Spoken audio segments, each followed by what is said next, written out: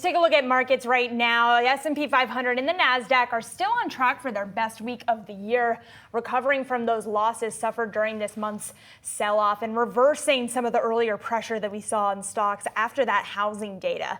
Now, the Magnificent Seven in particular added $1.4 trillion in market cap from its lows back on August 5th.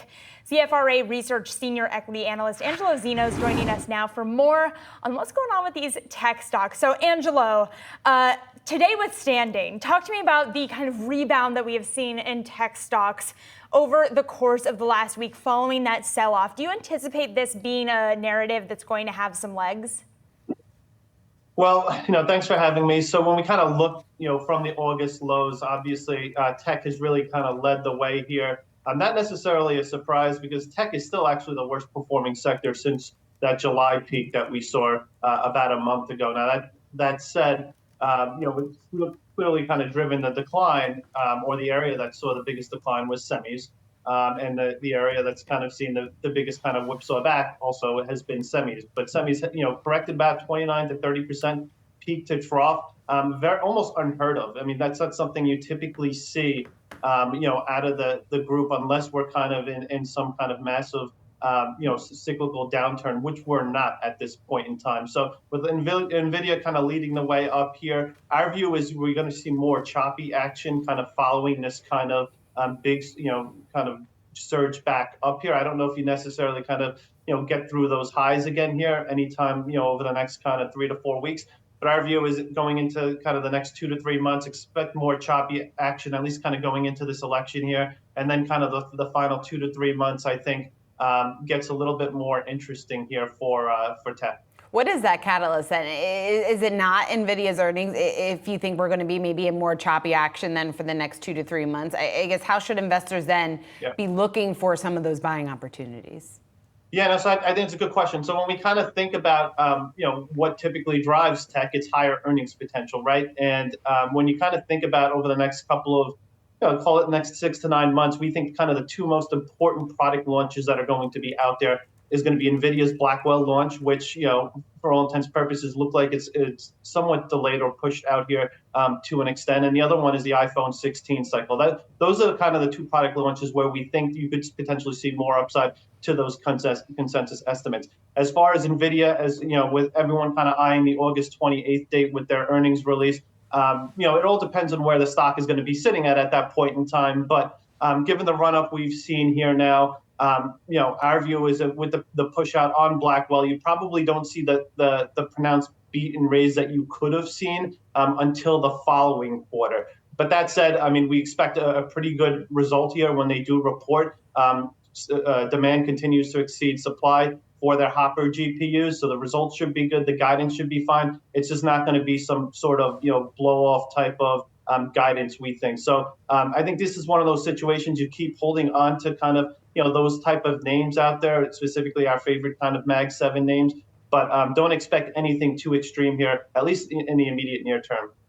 I'm curious about your thoughts on the guidance, because that seems to be the sticking point issue for a lot of these chips names so far. That's exactly what the issue was with AMAT this morning, beating on several different estimates, but just coming right in line with expectations and the street punishing them for that. To what degree do you anticipate a softening of market expectations for chip stocks in particular as we head into the next quarter of earnings, given how this quarter has gone so far?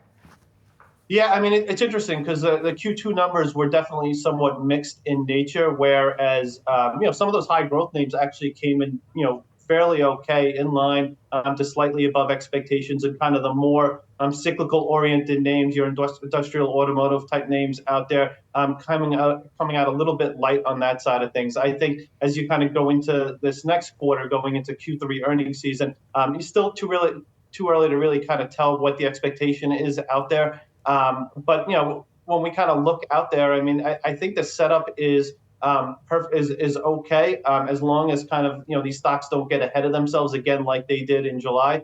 But yeah, our view is expect a 2025 that is going to be pretty good. The problem becomes on a valuation side of things, where are we going to be sitting at as the cycle kind of gets longer, and especially from kind of these these higher growth AI oriented names. So But our view right now is, all things look okay from both a valuation perspective and from a fundamental perspective.